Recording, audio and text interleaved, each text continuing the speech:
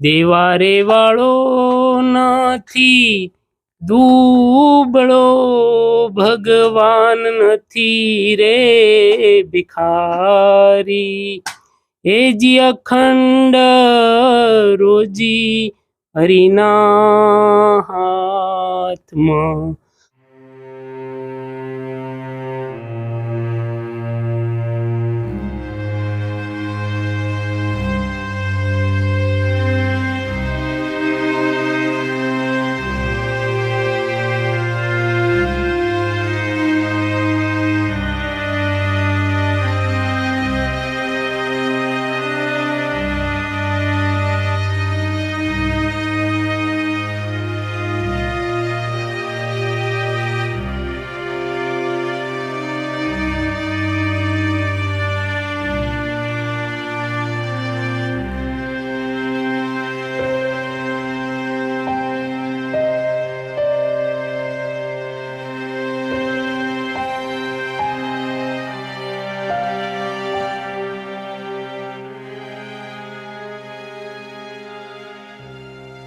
નમસ્તે દોસ્તો, મહુવાના કાટીકડા ગામે આવ્યા છીએ સુથાભાઈ અને મંજુબેનને ઘરે.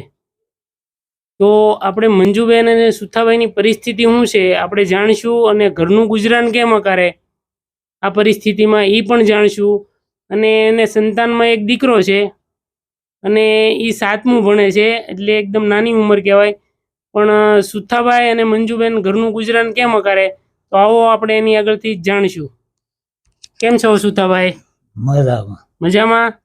તબિયત તો સારા રહી ને તમારા? હા. કેમ છો મંજુબેન? સારું ને? આ તમારા ઘરનું ગુજરાન કેમ હાલે સુથાભાઈ? ગુજરાન તો આયકા કરે ભગવાન. બરોબર. તમને આંખે શું તકલીફ છે? આંખો તો વારે દેહતા ને પેલા. હા, નાનપણમાં? હા. એની ગરમી લાગી. અચ્છા, એની ગરમી. તમારી ઉંમર ત્યારે કેટલા વર્ષની હતી?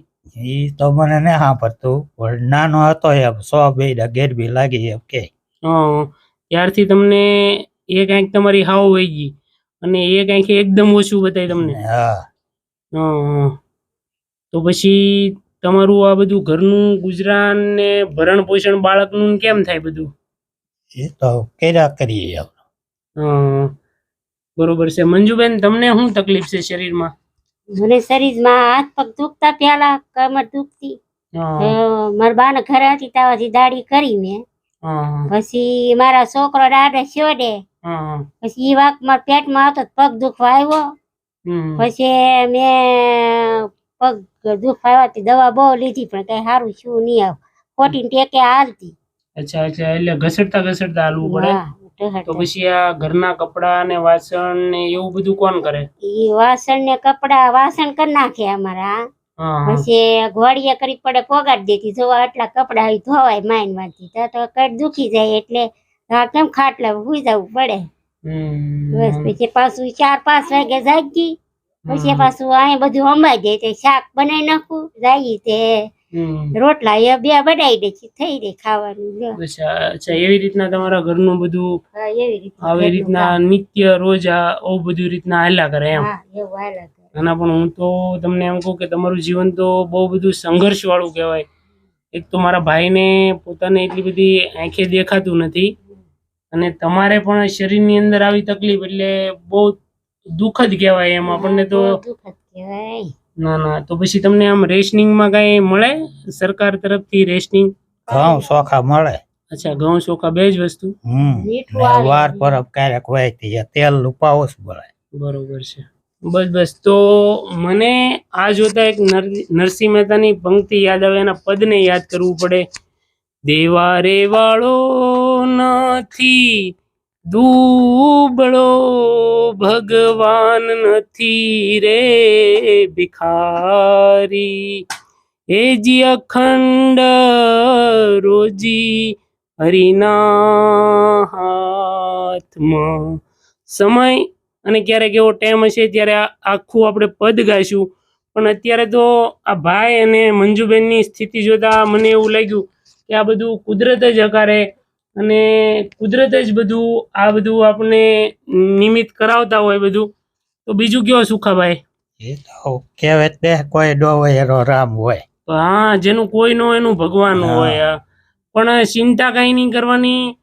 આ બધું આવું તો બધું હાલ્યા જ કરે. કુદરતે જે માંડેલું હોય એ ક્યારેય મટવાનું ન હોય. હમ. પણ મારા બેનને મારે એટલી બધી હિંમત દેવી પડે કે ઈ એટલા બધા શરીરથી પીડાય છે તો એના મોઢા ઉપર આમ હસતું મોઢું જ હોય. એમ ટૂંકમાં મેં ક્યારેય ઓલું ઉદાસ નથી જોયું. હું ઘણા કલાક 2 કલાક થાય અહીંયા છું, સવારે પણ હતો, અત્યારે પણ છું. તો આ તમને હું છે ને તમારા માટે 2 મહિનાનું રેશનિંગ લાવ્યો છું. હમ. એટલે તમારે 2 મહિના તો કોઈ ચિંતા નહીં એટલી બધી. એમ થોડુંક આપણને એમ થાય કે ભાઈ મારે 2 મહિના એટલી બધી ચિંતાય ન કરવી પડે. ઘરમાં થોડું ઘણું અનાજ આવી ગયું, કઠોળ આવી ગયું, તેલ આવી ગયું. તો તમને મુંબઈથી કાતરિયા પરિવારે સપોર્ટ કર્યો છે. હમ. તો ઈ પરિવારને તમે શું કહેશો? એને આશીર્વાદ દેવું, ભગવાન સારું કરે, બીજું તો શું. ના ના, બેન તમે શું કહેશો?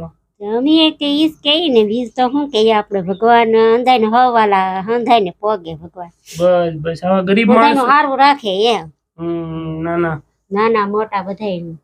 દોસ્તો, આ રેશનિંગ આપણને મંજુબેન માટે મુંબઈથી કાતરિયા પરિવાર મથુરભાઈ જાનાભાઈ તરફથી સહયોગ મળ્યો છે. એને તો મથુરભાઈ તમારો ખૂબ ખૂબ આભાર જે તમે આ પરિવારની નોંધ લીધી છે. દોસ્તો, ગામની અંદર આવું પરિવાર રહેતું હોય તો એના સહયોગી તમે પણ બની શકો છો. વિડીયો ગમે તો લાઈક, શેર અને કોમેન્ટ જરૂર કરજો. ફરી મળશું આપણે એક નવા વિડીયો સાથે. ત્યાં સુધી આવજો અને તમારું ધ્યાન રાખજો.